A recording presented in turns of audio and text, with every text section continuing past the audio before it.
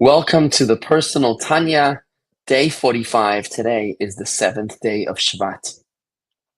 What we're developing as an idea here in the book of Tanya is channeling the hidden love, the natural love that burns within our godly soul. This hidden love is so powerful that it's able to motivate us to self mastery, as we've learned so far in the series, to control and manage our thought, speech, and action, the garments of our soul, to be fully consistent with the expressions of our godly soul and never expressing our animal soul in thought, speech, and action.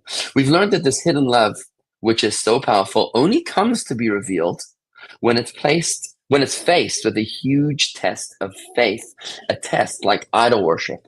But the question we face in today's Tanya is, how can we apply this to the small tests of our daily experience? This is why we have the next two chapters of Tanya starting today, chapter 21, which redefine our perception of reality, allowing us to see everything in existence as a part of God, and hence any sin as a separation from God, just like idol worship.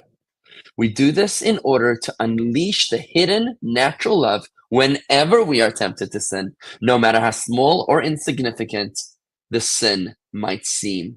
If we could only readjust our perception of reality, seeing the entire universe, all of existence, as a part of God, we'd redefine our relationship with sin as idolatrous. With this, we'll be able to maintain our Beinoni status, reaching that status of the struggling Jew, which is the hero of the Tanya, at all times, controlling our thought, speech, and action by simply living with this mindset. Now, in the previous chapter of Tanya, we learned the first element of God's speech. We spoke about speech being the energy of creation. Remember, God created the world through a voice-activated interface. So we learned in the previous chapter of Tanya that God's speech is like a spoken word is insignificant to the speaker. God's speech also is insignificant vis-a-vis God, and hence the world is insignificant to God. But today we're taking it to the next level, as we're going to discuss two more elements of God's speech beyond the element of insignificance. Remember, if the energy that creates this world is insignificant for God, then how much more so the world itself is insignificant before God.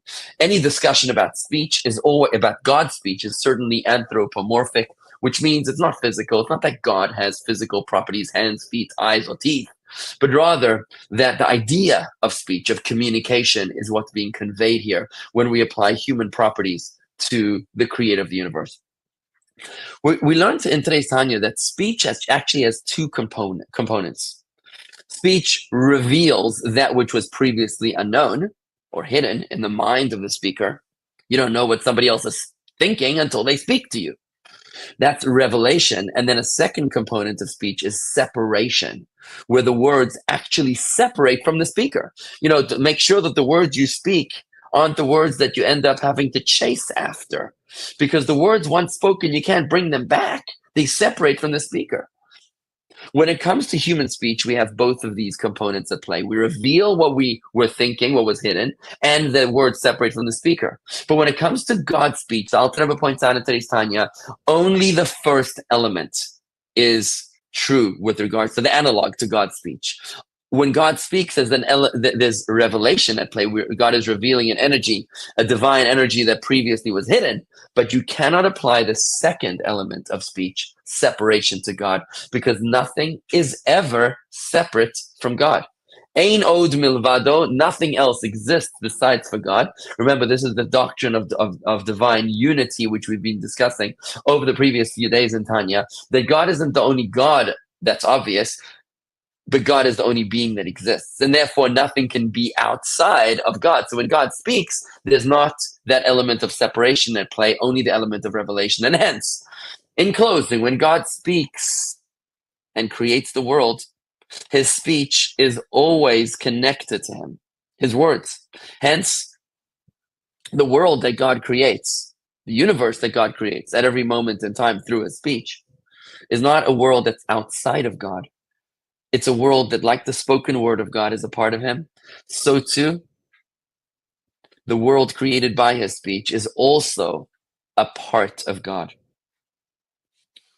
And with this mindset, we're starting to realize we're developing a very deep and profound idea that all of existence is incorporated within God.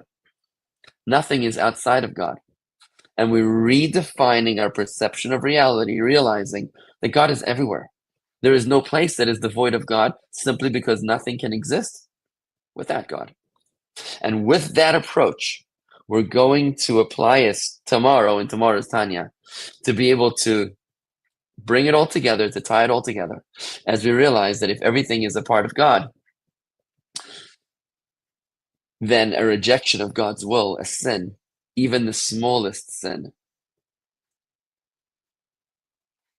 even the smallest sin is an act of idolatry, something which we very much want to avoid. For today, that's a wrap. Let's try to apply. You can do this.